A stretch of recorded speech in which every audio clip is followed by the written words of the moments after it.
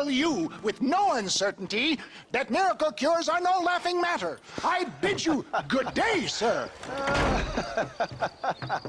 Oh, Mr. Marston, good to see you. How have you been keeping? I'm well, Mr. Mr. West Dickens. Nigel West Dickens of Eastcheap, London, New Waverly, New York, and Armadillo, New Austin. At your service. At my service. At everyone's service. At the service of science, of knowledge, of life. How your wounds? Much, much better. But then they would be. Would be... I know a cure for all ailments, Mr. Marston. Ah, I'm sure you do.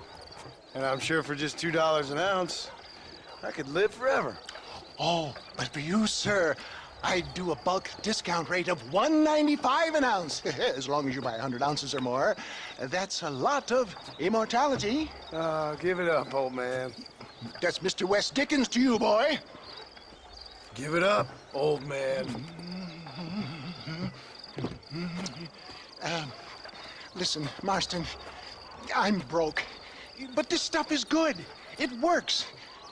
I need a healthy young man like you. Come along, let's ride over to my newest customer at Ridgewood, and I'll explain while we go. Okay. All right, John, let us make haste for Ridgewood Farm.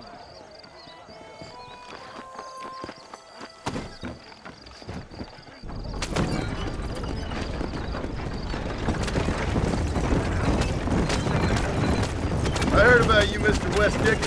And I about you, John Marston. Hoodwinking the weak, gullible out of their hard-earned money. My dear boy, it is you who is gullible, if I may be so bold, for heeding such ill-informed You're scuttlebutt. as full of wind as a horse with the collar. I have been blessed with the gift of language, and for that I will not apologize. But the West Dickens elixirs speak for themselves. My thousands of happy customers attest to that. Those men trying to kill you didn't look so happy. If my tonic is such a sham, how do you explain the fine fettle in which you find me? For the love of God, try to stay on the road! Last time you saw me, I was knocking at death's door. You should thank the doctor for that. I reckon you were acting it up worse than it was. Act I can, John. More convincing Othello there has never been. Get back on the road! We'll have nothing left by the time we get to Ridgewood. And so shall you. There, Iago or Cassio, mate. I don't like the sound of this. Showmanship, John. The flourish. The bow. We are operating in a competitive marketplace. Our product must stand out. And how does this involve me? We're going to use your God-given talents to our advantage. I'm really starting to regret I'll drop this. you off at the outskirts of Ridgewood. That way, it won't look like we came together. Once I'm set up, saunter nonchalantly into the crowd that is sure to be forming. Eventually, I will call you up to try my tonic. After extolling the virtues, I will have you perform a few feats of wonder to amaze and impress the paying public. You hop out here, John. Follow me in on foot.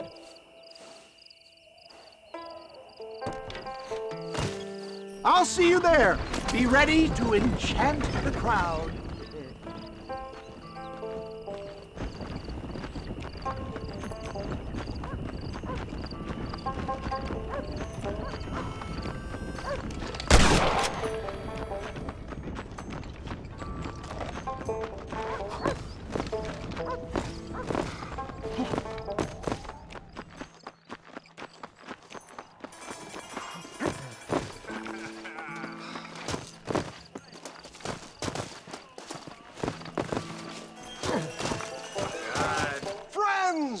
Hard-working souls of Cholla Springs, gather round, gather round. Do you suffer from rheumatism, lumbago, acute chronic sciatic, neurologic, or inflammatory pain? Well, I represent the only company that makes the genuine article that cures headache, neuralgia, earache, toothaches, backache, swelling, sprains, sore chests, swelling of the throats, contracted cords and muscles, anxieties and ravaged nerves, stiff joints, wrenches, dislocations, cuts and bruises, and it adds vitality and vigor to the healthy man. But can you prove it, old man? Oh, I'm sure there's some customer here who could prove the qualities of it by... Take a drink right now. You, sir, come up here. Step right up. That's the spirit. Ladies and gentlemen, pay close attention. This poor, wretched volunteer, entirely unknown to me, will demonstrate the effects of Dr. West Dickens' own patent tonic. Be you a cowpoke or athlete, this miraculous elixir developed with the wisdom of the East keeps the muscles supple and relaxes the cords. It loosens the joints and gives a feeling of youth and vigor to the whole system. Not possible, I hear you say. Well, doubt no longer. Faith can move mountains, but I ask not for faith. I am a man of science, and today science will be vindicated. Your eyesight is greatly improved. Is that not so, friend? If you say so. That's right, it is. You heard him. What a good sport you are, sir. Now, gaze over yonder at that porch. If you squint, you may just be able to make out the skull that's hanging there. Go ahead, friend. Shoot that skull and demonstrate the miraculous eyesight you now possess.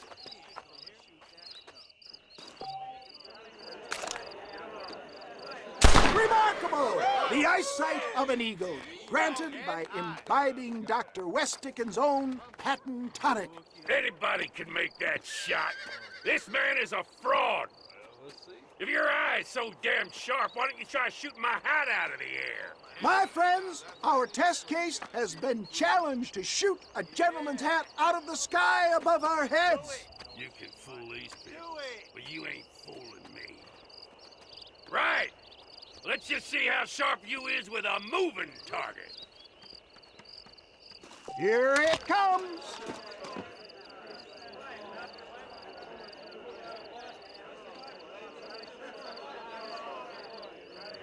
See? That tonic is a sham! Have you ever seen such an eye? Behold the power of the elixir, plucked out of the sky. Hey! Hey! What? You think you can put a hole in a man's hat and just walk away, do you? Hey, it don't work like that around here, mister. Come on! Are you a man or not? A challenge of battle has been offered to our volunteer. Let the battle commence! Hit me then, God damn it! Now I'm angry!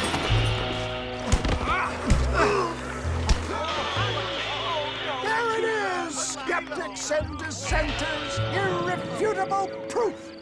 Do not let this opportunity pass you by. Look, he's over there. Go get him. This ends now! Watch out, he's got a gun.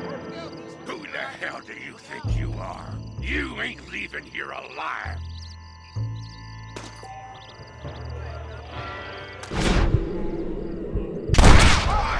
Marvelous shot, dear boy. The kind of deadly accuracy that can only be afforded by the West Dickens elixir. Come, I have plenty for all. You'll be fine. Get out of my way. Hey! Where are you going? I want a bottle. Get me a bottle, please. One of them right here. No harm in trying one bottle, I suppose.